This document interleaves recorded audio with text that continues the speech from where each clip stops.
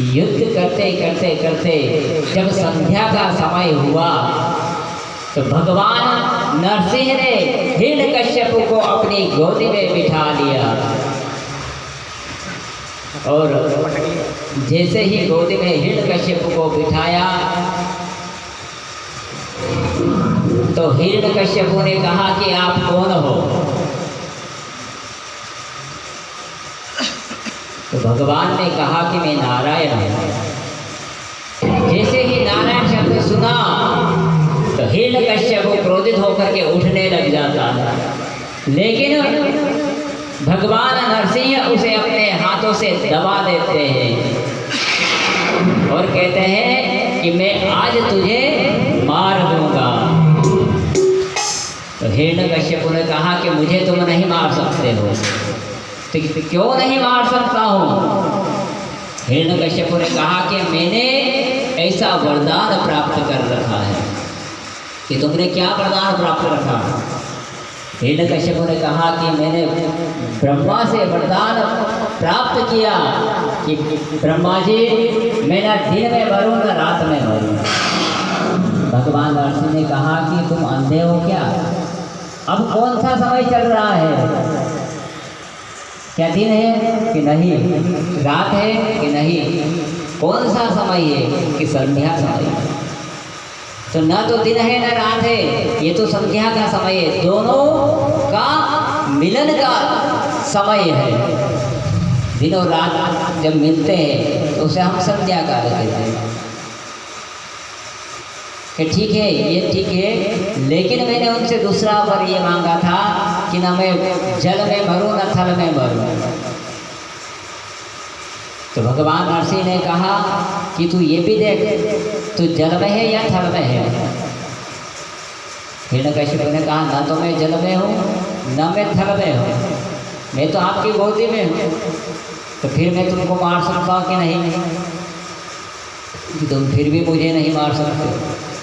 मैंने वरदान लिया है कि ना मैं भीतर मरूं ना मैं बाहर मरूं। नरसिंह भगवान ने कहा कि तू फिर मूर्ख बन रहा है। तू मुझे ये बता कि तू इस वक्त भीतर है या बाहर है? कि न तो मैं भीतर हूँ न बाहर हूँ, मैं तो दहलीज पे हूँ।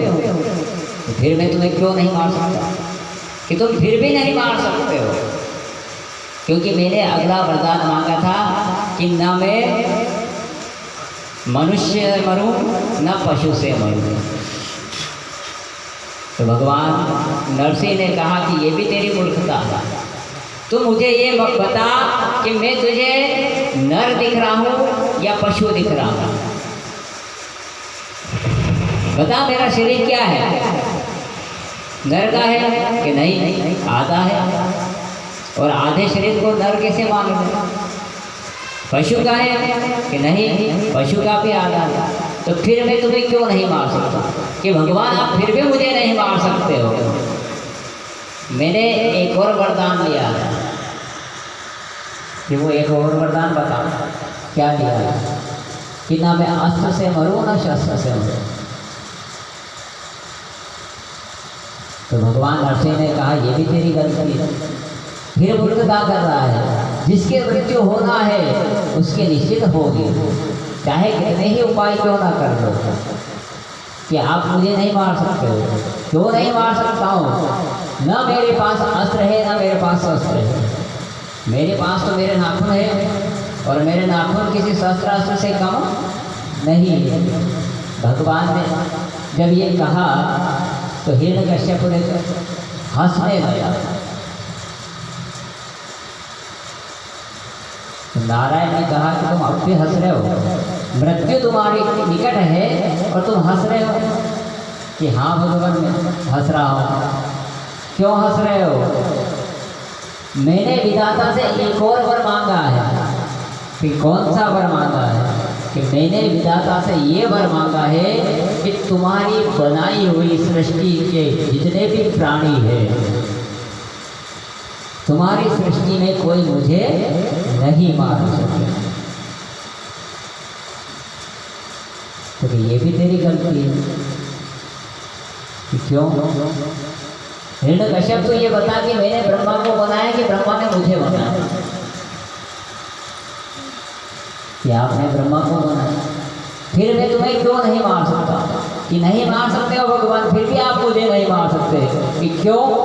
कि ब्रह्मा जी ने 12 वर्ष बनाए, 12 माह बनाए, 12 महीना हो गए 1 साल। भगवान नरसिंह ने कहा ये भी तेरी गलती है, ये 12 माह नहीं है, ये तो 13वां महीना चल रहा है। हिरण्यकश्यप ने कहा कि 13 महीने कब से होने लगे? कि जो तिथि घट पे बढ़ होती है, तिथि कोई घट जाती है कोई बढ़ जाती है, उस हिसाब से 1 वर्ष में 7 दिन का अंतर हो जाता है। ऐसे 7 दिन का जब अंतर होता है तो तीसरे वर्ष अधिक मास होता है, वही अधिक मास चल रहा है। हिरण्यकश्यप घबरा जाता है। जैसे ही समय हुआ, भगवान नरसिंह ने अपने नाखूनों से हिरण्यकश्यप के हृदय को विदीर्ण कर दिया। बोलिए नरसिंह भगवान।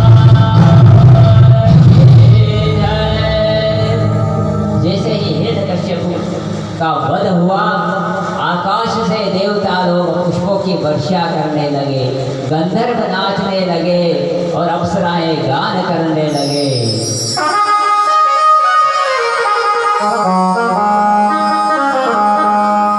इधर